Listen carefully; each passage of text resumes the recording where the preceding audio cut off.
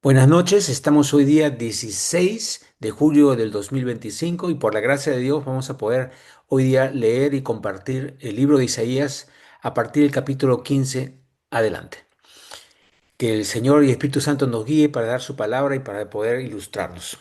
Ok, en el capítulo 15 16 básicamente va a hablar sobre Moab. Vamos a entender primero quién es Moab. La tierra de Moab queda en la zona de Jordania, al este de Israel, y es una zona bastante rica en agricultura. Acordémonos que Abraham fue a la tierra prometida con su sobrino Lot, y Lot tuvo dos hijos. Uno era Moab. Este Moab y el otro hijo tenían tierras separadas, y cuando Israel salió de Egipto para ir a la tierra prometida, había pueblos que los amenazaban y el ejército israelita los vencía. Pero cuando Moab se puso rebelde, se enfrentó, Dios le dijo, a ellos no los toquen. Vayan por otro sitio y no los toquen, déjenlos nomás. Era como reconocer la familia de Abraham a la cual eran familiares de ellos, ¿no es cierto? Porque Lot y Abraham era tío y sobrino, entonces había una cierta relación. Ahora, Lot había tenido esos dos hijos con sus dos hijas, o sea, eran hijos nietos simultáneamente, y es otra historia que no es motivo de contar, pero Moab era bastante idólatra. O sea, si bien habían tenido ese acercamiento, sus orígenes en realidad no tenían ninguna relación con el Dios de Israel, a pesar de que habían venido a tierra prometida con el mismo espíritu, el mismo Dios, ¿no?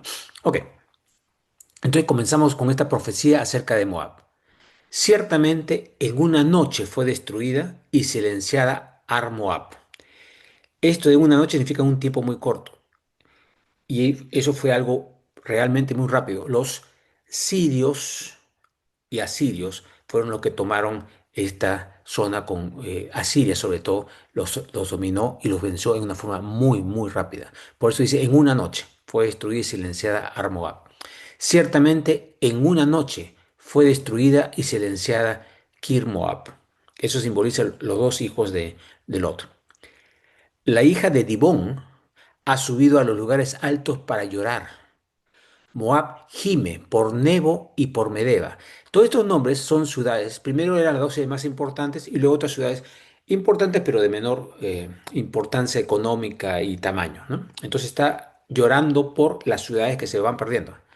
Y dice, toda cabeza ha sido rapada y toda barba rasurada. Este es un simbolismo del duelo que están enfrentando por la pérdida.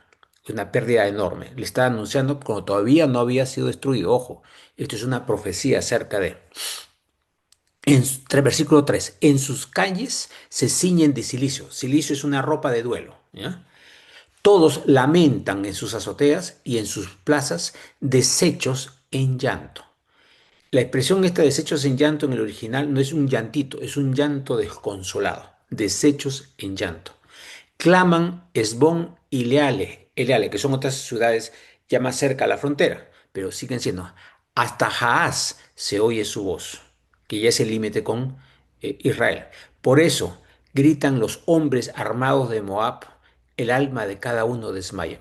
Gritan los hombres armados de Moab significan los soldados. O sea, los soldados vieron que no había ninguna solución, no tenían escapatoria. O sea, están una profecía de una toma rápida, violenta, devastadora, y que iban a destruir las ciudades principales, las secundarias, hasta los límites de todo Moab, ¿no? Ok, para que tengan una idea de eso. Pero ahí va la cosa. En profecía dice, mi corazón da gritos por Moab. Si bien va a ser destruida por sus errores, aún así, no es que me guste que le pase eso, pero le pasa eso no porque yo quiero castigarlo, sino por como consecuencia de lo que está haciendo. Y eso promueve ciertas cosas, ¿no? Sus fugitivos se extienden hasta Zoar, hasta Eglat Selisiyah, que son realmente los límites de todo Moab. O sea, los han botado por completo de su país. Por la cuesta de Lujit suben con llanto, esa cuesta que es la que la acerca a Israel. Por el camino de Horonaim levantan clamor de quebranto, nuevamente en huida, ¿no? Pues las aguas de Nimrim quedan desoladas, que es el sitio donde venía todo el agua para irrigar Moab. Ciertamente se seca la hierba, se extingue el pasto, no hay verdor, porque destruyeron su mecanismo de irrigación. No queda nada. Totalmente está profetizando al futuro, ¿no? 7. Por eso las riquezas que han adquirido y las que han almacenado las llevan al torrente de los sauces. Se lo llevan a territorio enemigo. Se los quitan, en otras palabras.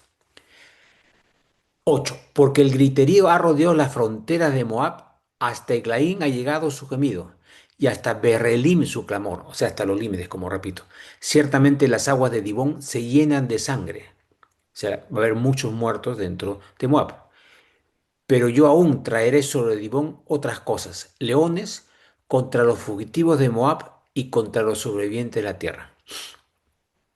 Lo que está diciendo, obviamente, que va a haber destrucción, que van a huir, que va a haber grandes pérdidas y que Moab queda desierta, que era una tierra sumamente fructífera. ¿Ok? Este es el primer capítulo, el capítulo 15. Para resumir sencillamente, que Moab va a recibir un ataque brusco, severo, todos van a estar en duelo completo, huyendo hacia los bordes, todas las ciudades cayeron y no les queda nada por hacer. Pero el corazón del profeta está llorando por la tierra, como el corazón de Dios no le gusta esas cosas, pero suceden como consecuencia de nuestros actos. Muy bien, ahí acabamos el capítulo 15, vamos a pasar al capítulo 16 de Isaías.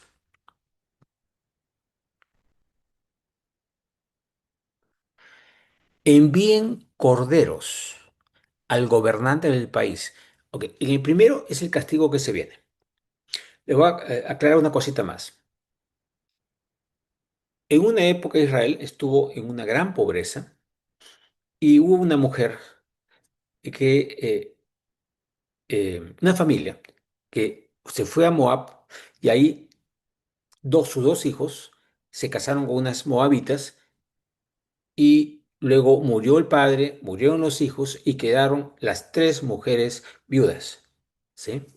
Eh, el- y una de ellas se va con la mamá judía, moabita, y va a la tierra prometida, y ahí se casa, y está en la línea de descendencia de el rey David, y por lo tanto del Mesías. Una extranjera, pero de origen del lado de Lot, ¿no? También en la linaje de Jesús, también hay una prostituta que estuvo en Jericó y que se casó también con un príncipe, y de ahí vinieron el linaje de David también. Entonces, este es el pueblo de al cual se refiere esta profecía, los moabitas, que fue donde huyeron algunos judíos. La mujer que se huyó se llama Ruth. ¿Ok? Ok, entonces dice, ahora entonces le está diciendo, envíen corderos al gobernante del país. Moab estaba en una situación que tenían que entregar tributos al rey de Israel, pero no hacían nada, más bien se habían alejado y estaban descubriéndose por completo. Tú estás diciendo, oiga, ustedes tienen que pagar lo que tienen que pagar, hagan las cosas correctas, en otras palabras. Desde Sela en el desierto hasta el monte de la hija de Sión. O sea, envíen todos el país completo, hagan lo que tienen que hacer. Y sucederá que las hijas de Moab serán como pájaros espantados o como nidada dispersa en los vados del Arnón. Nuevamente, huida, ¿no? Ahora dice, den consejo, o sea, cambien, den consejo, tomen decisión. Haz tu sombra como noche en pleno mediodía. Esconde a los desterrados, no entregues a los que andan errantes. Ya, ahora está hablando de que cambie su actitud, que ya no eh, trate mal a la gente y que haga un cambio radical, ¿no? Moren en ti los desterrados de Moab. Ojo, acá está hablando, Moab ya salió, está hablando de Israel que tenga compasión de Moab, porque son su familia en cierta forma, aunque están muy alejados. Moren en ti los desterrados de Moab. Sé para ellos refugio a causa del destructor. Y esto es interesante, porque todos los cristianos somos hermanos y todos metemos la pata. Y en un momento dado, cuando ocurre algo feo, deberíamos nosotros ayudar a estos hermanos para salir del problema, siempre que se pueda, por supuesto, y ayudarlos a regresar al camino, ¿no? Ok, sé para ellos refugio a causa del destructor. Acá está hablando del ejército asirio, pero nosotros tenemos que ser el destructor que es Satanás, el enemigo, ¿no? Porque dice, la opresión ha llegado a su fin y ha cesado la destrucción. O sea, una vez que ya los desterraron, lo votaron, ya a estos que se quedaron ya no hay persecución contra ellos, pero están mal. O sea, si bien ya no hay una gran persecución, igual hay que ayudar. Entonces, el sentido es, a pesar de que se han portado mal, a pesar de que han idolatrado, a pesar de que nuestros hermanos pueden estar fallando, tenemos que hacer apoyos. Ese es el punto de este pedazo de profecía. Y luego dice, ha desaparecido el que pisoteaba la tierra. Ya no hay esa persecución, ¿no? Entonces, versículo 5. Entonces, en misericordia, hoy va a hablar de acá de un rey y está hablando del Mesías. Entonces, en misericordia será establecido un trono y sobre él se sentará firmemente en el tabernáculo de David el que juzga, busca el derecho y apresura la justicia. Después de esto ocurrió un rey que era en Judá, que era un buen rey bastante recto. Pero no está hablando de este rey, que mucha gente piensa que es eso, porque está hablando acá de tabernáculo de David, el que juzga, busca el derecho y apresura la justicia. ¿Quién es eso? Está hablando del Mesías, que posteriormente, ya, cuando haya desaparecido el que pisoteaba la tierra, Satanás, y acá se está proyectando ¿a qué? Al milenio, cuando va a venir este rey, ¿no? El que juzga, busca el derecho y apresura la justicia. Entonces, este pedacito es una profecía lanzada al futuro. Como muchas de las profecías, hay pedacitos que corresponden al tiempo y hay pedazos que están hablando de tipos más lejanos y algunos bastante lejanos. Eso es muy frecuente cuando leemos profecía. Y ahora regresa nuevamente. Dice, hemos oído, ahora está hablando antes del evento, hemos oído de la soberbia de Moab, que es muy soberbio, de su arrogancia, de su soberbia, de su insolencia. Pero vano es aquello de que se jacta. Vano significa lo que dice que vale, no es nada. O sea, está hablando de que tal cosa, que ha logrado tal cosa, pero todo eso es pura vanidad, nada que realmente tenga valor, se refiere en el espíritu, ¿no? Por tanto, porque está buscando cosas que, no, que son vanidad, Moab lamentará. Todo Moab lamentará por las tortas de pasas de Kir Hareset, giman abatidos en gran manera. Eso parece no entenderse. ¿Qué pasa? ¿Qué eran esas tortas de pasa de Kir Hareset? Eran la grande delicia famosas de Moab en esa época. Era, como decir, el postre ideal que le comían y era lo más delicioso, ¿no? Y lo festejaban con eso. Era como el centro de su alegría, ¿no?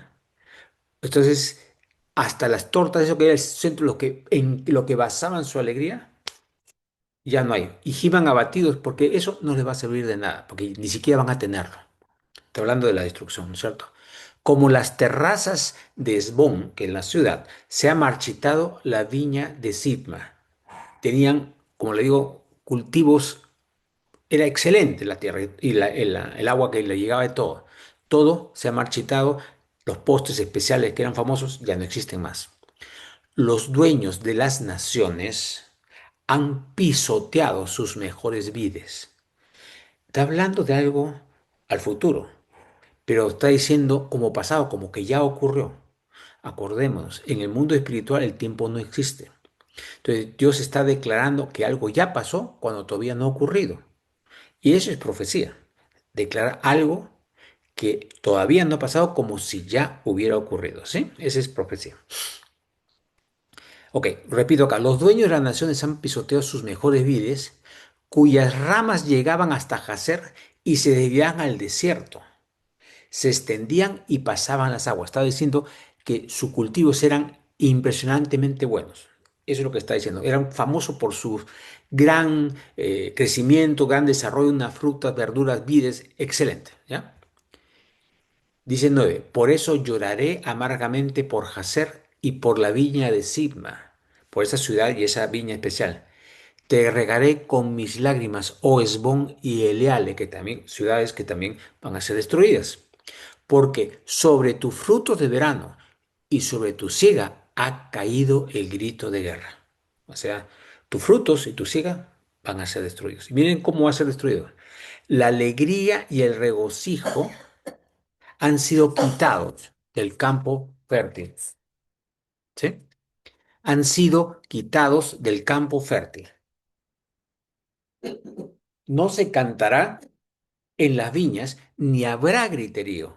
Pérdida de alegría, ya no hay cultivos, ya no se va a cantar en las viñas.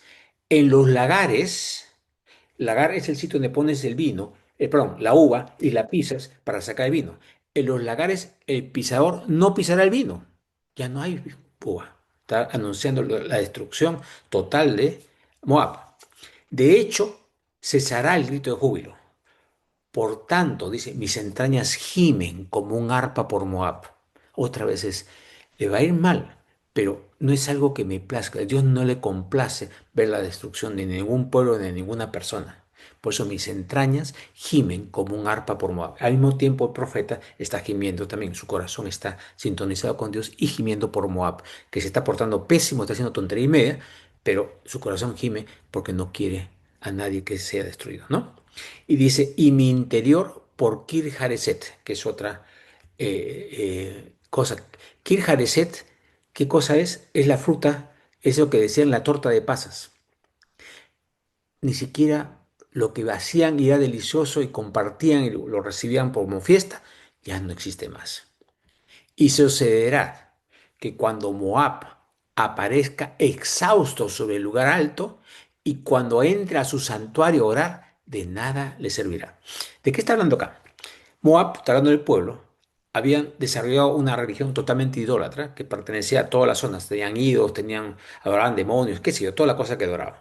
Entonces ellos en ese momento de dificultad suben a su lugar alto, o sea, a los templos que habían hecho. Y van a entrar a esos santuarios de esos falsos dioses a orar. Y de nada les servirá, porque no son dioses verdaderos, son falsos dioses. Van a buscar a su Dios y de nada les servirá. ¿Ok? Es decir, no tienen escape.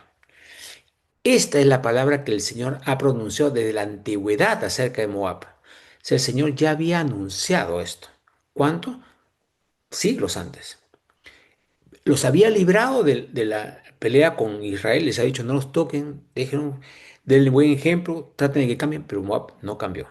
Ahora, el Señor no lo destruyó el día mismo que no obedecían. Esperó, tuvo la paciencia, pero no es que Dios lo destruyó, sino que sus actos llevaron a que pierdan bendiciones y el ejército enemigo los destruyó, ¿sí?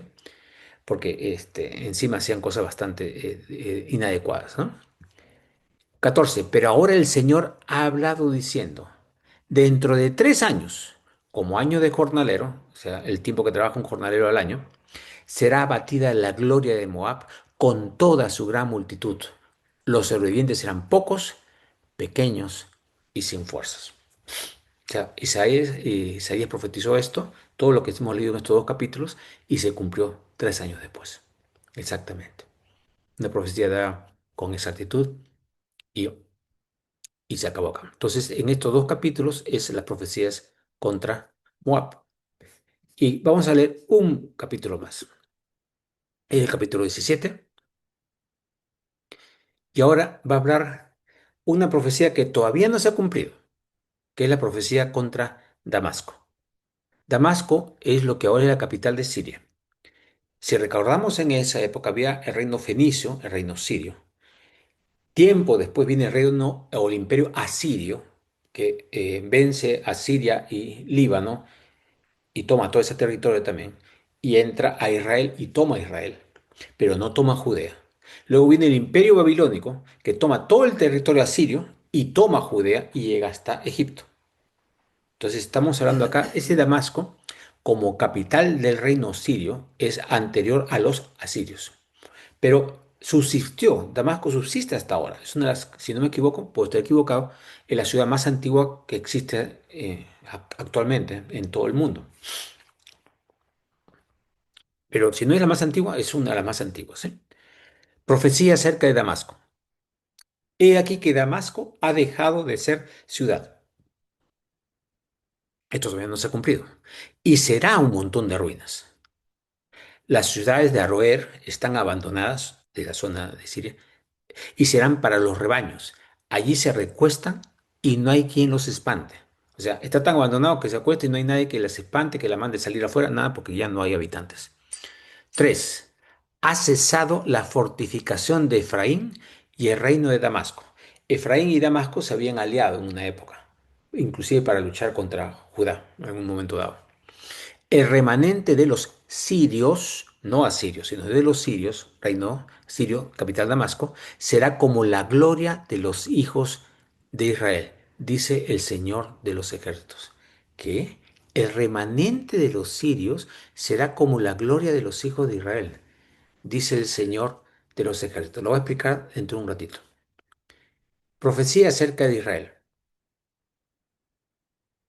Sucederá en aquel día, ojo que todo esto está hablando a futuro, que la gloria de Jacob será disminuida y enflaquecerá la gordura de su carne. La gloria de Jacob. ¿Quién es Jacob? Israel. ¿Sí? Acuérdense que Jacob, luego Dios le puso Israel. Israel y Jacob es lo mismo como nación, las 12 tribus. Será como cuando el segador recoge la mies y con su brazo ciega las espigas. Será como el que recoge espigas en el valle de Refaín. Quedarán, quedan el rebuscos como cuando se barea el olivo, dos o tres olivas en el extremo de una rama, cuatro o cinco en sus ramas más fructíferas, dice el Señor Dios de Israel.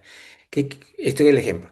Cuando uno cultiva cosecha de un árbol de aceitunas o de olivas, sale bastante. Que está diciendo, miren, quedan rebuscos, dos o tres aceitunas en el extremo de una rama. O sea, toda la rama, dos o tres aceitunas nada más, ¿no? O cuatro o cinco en sus ramas más fructíferas. O sea, el árbol en la parte que era más fructífera, cuatro o cinco, en vez de 200 300. Y en las otras ramas que no eran tan fructíferas, dos o tres. ¿Sí? Quiere decir que será Israel llevará disminuyendo su gloria, disminuyéndose su gloria. Entonces acá será otra vez lo que decía acá, el remanente de los sirios será como la gloria de los hijos de Israel. Tú dices, ah, será como algo bonito. No, la gloria es a dónde está llegando. La gloria de Israel, ¿qué pasó? De Jacob va disminuyendo. ¿Va disminuyendo por qué? Porque se alejó de Dios. No quería saber nada con él.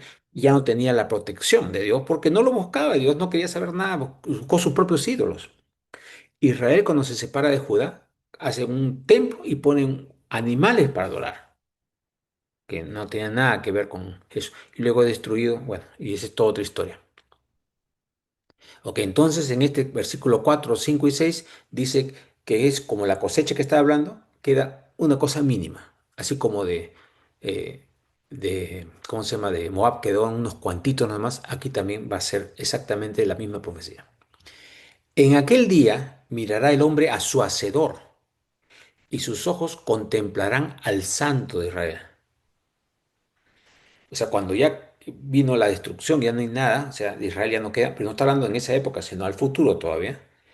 Entonces, el hombre no mirará los altares que hicieron sus manos, no mirará lo que hicieron sus dedos, ni los árboles rituales de acera, ni los altares de incienso. ¿Sí? Recién cuando caemos en toda la pérdida, cuando ya no nos queda nada, recién levantamos los ojos y ya no miramos a nuestros ídolos ni a las construcciones, porque Dios no está ni en un ídolo, ni en una construcción, ni en una estatua, ¿no es cierto? Entonces, ¿qué dice? Ya no voy a ver a esas cosas, sino voy a buscar directamente al Creador. O sea que tan terco podemos ser que hasta que no caemos en lo último, recién levantamos nuestra vista buscando realmente a Dios. Lo hacemos en diferentes medidas, pero eso es lo que está profetizando aquí sobre el pueblo de Israel. En aquel día sus ciudades fortificadas quedarán como los lugares abandonados de los horeos y de los amorreos, que fueron destruidos antes de que Israel entrara a la tierra prometida, los cuales ellos abandonaron ante los hijos de Israel, cuando Israel fue a atacarlos. Y habrá desolación. Entonces, nuevamente, Judá va a sufrir y lo sufrió. Eso lo hemos visto cuando vinieron los babilonios y destruyeron Judá. Primero los asirios destruyeron Israel y luego los babilonios Judá. ¿Por qué? Dice. ¿Por qué ocurrió esto? 10. Porque te olvidaste del Dios de tu salvación y no te acordaste de la roca de tu fortaleza. El único sitio donde podemos tener fortaleza en nuestra roca es Dios, Jesús en nuestro caso, ¿cierto? Cuando nos olvidamos de Él, perdemos la visión y nos apoyamos en lo inadecuado y no estamos caminando por el sitio seguro, estrecho y angosto que lleva a la vida, ¿no? ¿Ok? Y no porque te olvidaste del Dios de tu salvación y no te acordaste de la roca de tu fortaleza. Por eso, aunque siembras plantas deliciosas o deleitosas y plantas vides importadas, aunque hagas mayor esfuerzo, pones mejor semilla desde el punto de vista humano, ¿sí? Y en el día que las plantas las haces crecer y haces que su semilla florezca, a la mañana siguiente, sin embargo, la cosecha se esfumará en el día de la enfermedad y del dolor incurable. Nuevamente, ¿en qué nos estamos apoyando? Y repito ese versículo, ese pasaje que Jesús menciona. Dice que Él es la roca. Si construimos sobre esa piedra, sobre esa roca, con ese cimiento, la casa que construyamos, vienen vientos de tempestades y la casa va a permanecer. Pero si construimos fuera de Él, somos necios porque construimos sobre arena movediza. Vienen los vientos, las tempestades, lo que sea, y los diluvios y la casa va a desaparecer. Entonces podemos construir una casa la más bonita, enorme, con grandes lujos, pero viene la dificultad y la casa cae. Es lo mismo que está diciendo.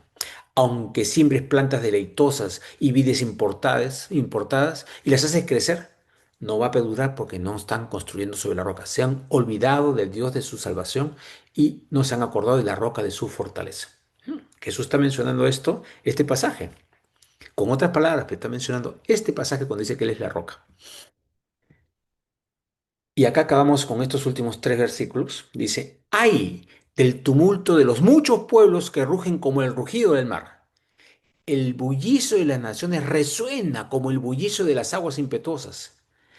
Las naciones hacen bullicio como las muchas aguas. O sea, yo soy fuerte, yo soy poderoso, yo desarrollo esto, yo he ganado este territorio, soy más grande, ¿no? Somos lo que sea. Pero dice, pero Dios las reprenderá y ellas subirán lejos, ahuyentadas como el tamo de las colinas ante el viento y como el remolino de hojas ante el torbellino. Ahuyentadas como el tamo de las colinas. Tamo es como cuando tú ciegas, queda como un polvito, ¿ya? Sacudes y ese es el tamo. Entonces el viento viene y el polvo se esparce, no queda nada. Serán como el tamo, o sea, sin valor. Todo lo que pueden haber producido en la tierra como tierra no vale nada. Como tamo en las colinas ante el viento. Se fuma, no existe más. Y como el remolino de hojas ante el torbellino. Agarran las hojas, viene el torbellino, viene el viento y se esparce y ya no queda nada junto. Todo se esparce y no queda nada junto. 14. Al atardecer, o sea, al final del día, y acuérdense que los días comienzan allá para los judíos a las 6 de la tarde. Al atardecer es cuando se está acabando el día, ¿ya? Nosotros pensamos en el día se acaba a las 12 de la noche. El día, bíblicamente, de la época judía, comienza con la puesta del sol y termina con la puesta del sol. Y con la puesta del sol. O sea, esas 24 horas corren, digamos, 6 de la tarde, por decir, ¿no? 6 de la tarde, ya, digamos, el jueves a las 6 de la tarde y un minuto ya es viernes. ¿Sí? Así es el judío. Entonces, al atardecer, cuando se acaba el día, cuando se acaba el periodo, he aquí el terror repentino y antes del amanecer ya no existirán. O sea, en ese momento cambia el día, viene la noche, al atardecer, y terror repentino, o sea, viene la oscuridad después de haber tenido, creer que tenías todo, y antes del amanecer ya no existirán. Se acabó toda esa riqueza, todas esas cosas en el mundo. Esta es la porción de los que nos despojan, el destino de los que nos saquean. Ok, Isaías está hablando de acá de que esas naciones son las que despojan a Israel y despojan y saquean a Israel, hacen daño al pueblo de Israel. Pero vamos ahora, ¿qué significa eso en los tiempos actuales? Voy a explicar una cosita. Jesús explicó que Él era la vid y nosotros éramos los pámpanos. Y que nosotros, cuando aceptamos a Cristo como Salvador, somos injertados a la vid. Y los que no dan fruto y no quieren crecer en la vid porque se niegan a ser de la vid, son sacados de la vid, porque no lo quieren. El único pecado que no se perdona es la blasfemia contra el Espíritu Santo, o sea, contra la esencia de Dios. No lo quieren a Dios, entonces sale. Entonces, los que quedan en la vid van a dar fruto, ¿ya? Entonces, ¿a qué me refiero con esto? es que ahora las personas, los pueblos, las naciones, las leyes, los gobernantes, lo que sea, que están en contra del pueblo de Dios, ¿qué van a hacer? Ya no existirán. Cuando ven el anticristo a tratar de destruir a la iglesia, lo que está, ellos serán castigados. Estos Dios no va a dejar que lo que atacan a su pueblo, a su nación, a su familia, queden sin castigo correspondiente. Van a tener que ser castigados. Pues esta es la porción, esto es lo que les toca de los que nos despojan y el destino de los que nos saquean, como hijos de Dios, como familia de Dios, como parte del Israel.